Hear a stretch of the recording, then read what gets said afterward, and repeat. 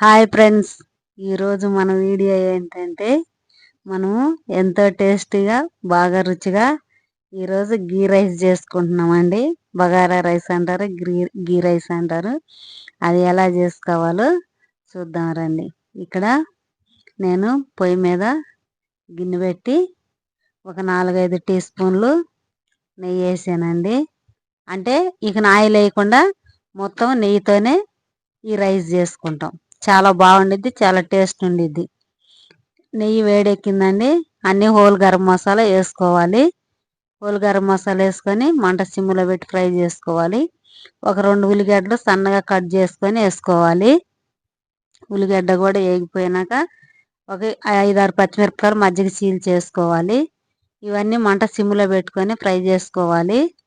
ఇవన్నీ వేగిపోయినాక ఉప్పు 1 tea spoon వేసుకోవాలండి. ఉప్పు వేస్తే తొందరగా వేగుతుంది ఉల్లిగడ్డ. ఒక గుప్పిడు పుదీనా వేసుకోవాలి. కొంచెం కొత్తిమీర వేసుకోవాలి. ఇవన్నీ మంచిగా ఫ్రై అయినాక మనం ఇక్కడ అల్లం ఉల్లిగడ్డ దంచింది అప్పుడప్పుడు ఫ్రెష్గా దంచుకున్నది వేసుకోవాలండి. ఇక్కడ 1 టీ స్పూన్ అల్లం ఉల్లిగడ్డ పేస్ట్ వేసాను. ఇది పచ్చివాసన పోయిందాకా ఫ్రై చేసుకోవాలి. ఇక్కడ బిర్యానీ మసాలా వేసుకున్నాం. మనకు బయట దొరుకుతుంది కదా, 5 రూపీస్ ప్యాకెట్, అది 1 ప్యాకెట్ వేసాను. ఇదంతా మంచిగా వేగినాక మనకి ఇక్కడ తాలింపు అంతా ఫ్రై అయిపోయిందండి. ఇక్కడ మనం బాస్మతి రైస్ ఈ చెంబుతోటి 2 చెంబులు తీసుకున్నాం కాబట్టి 3 చెంబులు వాటర్ పోసుకుంటే సరిపోయిద్దండి. మనం మామూలుగా సోనా మసూరు వాటికైతే 1కి 2 వేసుకోవాలి వాటరే. బాస్మతి రైస్కి అట్లా కాదు, 3 చెంబులు వాటర్ వేసాను. ఉప్పు మీ టేస్ట్కి తగినట్టు ఉప్పు వేసుకోవాలి. ఇదంతా మంచిగా కలబెట్టుకొని నీళ్ళు ఉప్పు చూసుకొని మూత పెట్టి నీళ్ళు మరిగించుకోవాలి. మనకి ఇక్కడ నీళ్ళు కూడా మరిగిపోయినాయండి. ఉప్పు కూడా మంచిగా సరిపోయింది.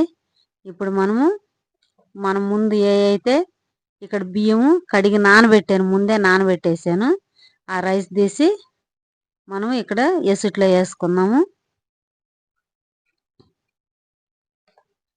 ఎసుట్లో వేసేసుకొని మంచిగా కలబెట్టుకోవాలి. కలబెట్టి మూత పెట్టుకొని ఉడికించుకోవాలి. ఉడికించుకొని మనకి ఇక్కడ రైస్ కూడా ఉడికిపోయిందండి.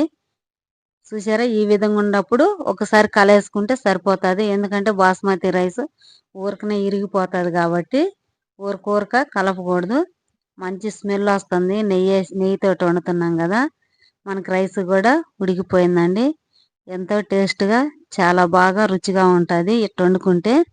ఇక్కడ కొంచెం ఆరెంజ్ ఫుడ్ కలర్ తీసుకున్నానండి. ఫుడ్ కలర్ తీసుకొని కొన్ని జీడిపప్పు వేసుకోవాలి. పైన కొంచెం కొత్తిమీర పుదీనా వేసుకోవాలండి. ఈ రైసు ఈ అన్నము మనకు చికెన్లోకైనా మన పప్పులోకైనా మన ఏ కూరలోకైనా కానీ చాలా బాగుండిద్దండి. పైన ఒక 2 టీ స్పూన్లు మళ్ళీ పైన నెయ్యి వేసుకొని మూత పెట్టేసుకుందామండి. మనకు రైస్ కూడా రెడీ అయిపోయింది. దేంట్లోనైనా కానీ ఈ అన్నాన్ని తీసుకోవచ్చు, చాలా రుచిగా ఉంటుంది.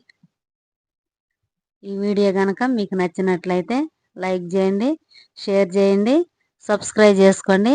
మన ఛానల్ ఎవరైనా కొత్తగా చూస్తుంటే సబ్స్క్రైబ్ చేసుకోండి. Thank you for watching. మీరు కూడా మీ పిల్లలకి ఇలా వండి పెడితే హ్యాపీగా తింటారండి. చాలా బాగుండిద్ది.